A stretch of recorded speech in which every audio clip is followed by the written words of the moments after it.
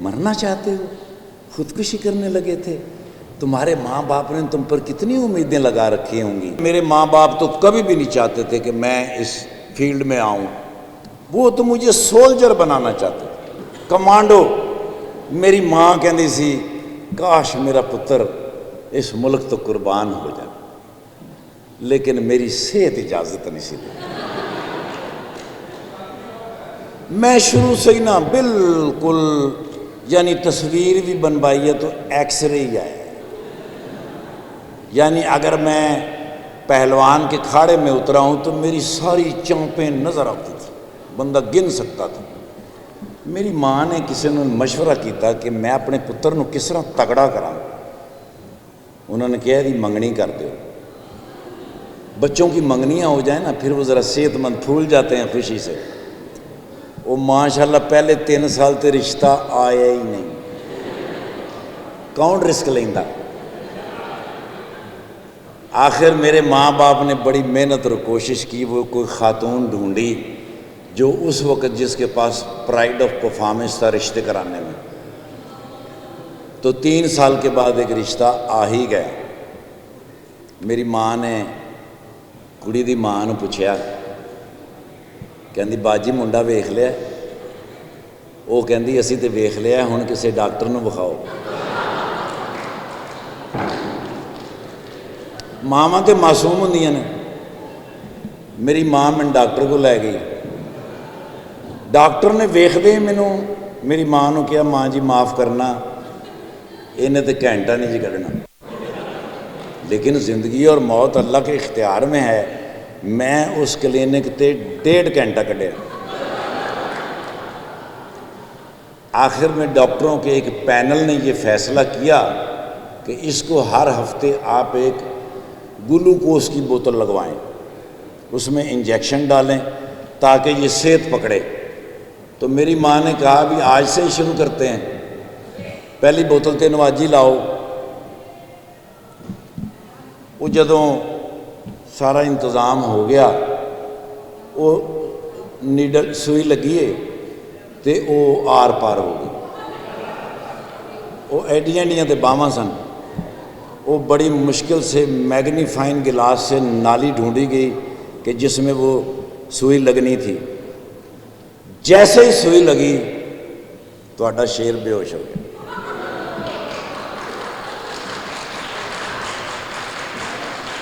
کیونکہ ماں نا مجھے شیر کہتی تھی، شیرو شیرو کہتی تھی۔ میرے نانا ابو نے کہا تھا کہ اس کو نا آپ اسی طرح کا نام لے کے پکارا کریں جس سے یہ پھول جائے۔ تواڈے شیر نو 1.25 گھنٹے بعد ہوش آئی تے میں سٹینڈ نال لٹکیا ساں تے گلوکوز دی بوتل بیڈ تے پئی سی۔ میں ڈاکٹر صاحب نے پوچھا، میں کہ ڈاکٹر صاحب یہ کی ہو رہا ہے؟ وہ کہندے نے پتر بہت ہی لگ گئی سی، واپس کر رہے ہیں۔ وہ مجھے نہ کوئی 2 ڈھائی 3 سال وہ گلوکوز کی بوتلوں نے بھی کوئی فرق نہیں ڈالا۔ پھر کسی نے کہا کہ اپنے بچے کو نا آپ سوئمنگ کروائیں۔ سوئمنگ جو ہے یہ فل باڈی ایکسرسائز ہے، اس سے بھی بچے تگڑے ہو جاتے ہیں۔ اب میں نے سوچا کہ میں سوئمنگ پولوں کے اوپر کتنا عرصہ کروں گا سوئمنگ۔ میں نے ڈیزائن کیا کہ میں کراچی جاؤں گا اور میں سمندر سے ہی شروع کروں گا تاکہ میرا وقت بچ جائے۔ اب میں کراچی کلفٹن چلا گیا، وہاں سے میں نے بڑی ٹوب ایک کرائے پہ لی اور سمندر کے اندر گھس گیا۔ اب دیکھو اللہ کا قانون یہ ہے کہ جب فجر کی اذان ہوتی ہے تو سمندر کی لہریں باہر کو آتی ہیں، اور جب مغرب کی اذان ہوتی ہے سمندر کی لہریں اندر کو جاتی ہیں، اور تہاڈا شیر گیا ہی مغرب کے ٹائم تے، صرف اس خوف سے کہ بھی وہاں رش بڑا ہوگا دن میں، تو شام ہوگی مجھے ٹائم ملے گا، میں اکیلے ہی دندناتا پھروں گا۔ اب وہ ٹیوب جو تھی وہ بڑی تھی، میں نے ایک یورپین سی کچھی پہنی ہوئی، اب اندازہ لگائیں کیسا لگ رہا ہوں گا میں۔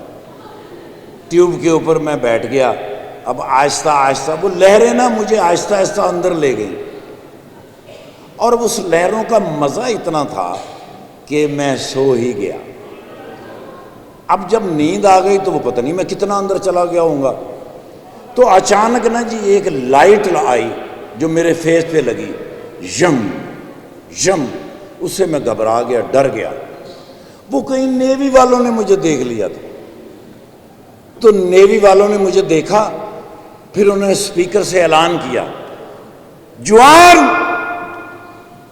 میں اس کال تو بڑا خوش کہ میں نے کسی نے جوان کیا۔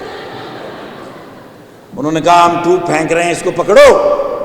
انہوں نے مشین کے ساتھ ٹیوب پھینکی، وہ میرے تو بھی آگے نکل گئی۔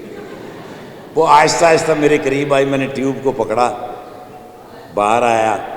بڑے ہی اچھے دونوں جوان تھے، 6 فٹ کے جوان، نیوی کے جیسے جوان ہوتے ہیں۔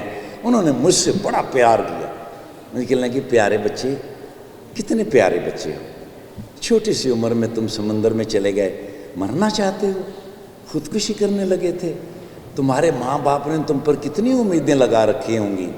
آہستہ آہستہ وہ باتیں کرتے کرتے مجھے باہر لے آئے۔ باہر لے آ کے انہوں نے میں نے چپیڑاں ماریاں۔ انہوں نے کہا تینوں شرم نہیں آئی، ساڈا بھی تو آرام خراب کیتا، گیٹ آؤٹ فرام ہیئر۔ انہوں نے کہا دوڑ جائے تو خبردار جی اس علاقے سے کدی نظر آیا۔ میں کہ لو جی یہ بھی امید گئی۔ خیر میں نا امید سا ہو گیا۔ لیکن کچھ عرصے کے بعد میں ایک جگہ سے گزر رہا تھا، تو وہاں نا بینر لگا ہوا بہت بڑا، فوجی بھرتی جاری ہے۔ میں کہ میری اماں دی خواہش پوری ہونے لگی۔ میں جلدی سے اندر گیا، جا کے وہ فارم فل کیا اور لائن میں کھڑا ہو گیا۔ اب وہ لائن جیسے جیسے لوگ آ رہے تھے، لڑکے آ رہے تھے، وہ انہوں نے یہاں سے ناپ کے اس کے اوپر نمبر لکھتے آگے بھیج دیتے، نمبر لکھتے آگے بھیج دیتے۔ میں جب آیا تو انہوں نے مجھے نا ہاتھ سے ایسے نکال ہی دیا۔ مجھے بڑا غصہ آیا، میں جا کے پھر لائن میں لگ گیا۔ پھر میں جب آیا تو وہ حوالدار تھے فتح جنگ کے، وہ جیسے انہوں نے میں نے ان کا ہاتھ پکڑ لیا۔ میں کہا کی مسئلہ تین؟ وہ کہنا تین کے مسئلہ؟ میں کہ یار میں فوج بھرتی ہونا، میں اس ملک تو قربان ہونا چاہنا۔ وہ کہندا پتر میں تین فوج نہ بھرتی کر کے 2 جوان بچانا۔ میں کہ جی وہ کس طرح؟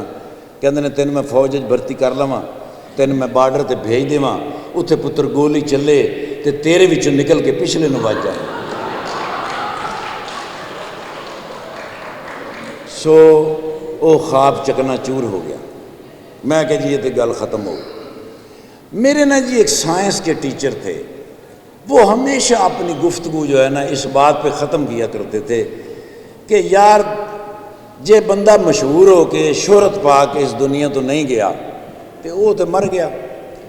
بھئی نام پیدا کرنا چاہیے، شہر میں نام پیدا کرنا چاہیے، صوبے میں نام پیدا کرنا چاہیے، ملک میں نام پیدا کرنا چاہیے، دنیا میں نام پیدا کرنا چاہیے، پھر اس دنیا سے جانا چاہیے۔ وہ بار بار میرے دماغ میں لگتی تھی۔ پھر مجھے لگا کہ یہی کام اچھا ہے، ایکٹنگ والا، اس میں بندہ مشہور ہو سکتا ہے۔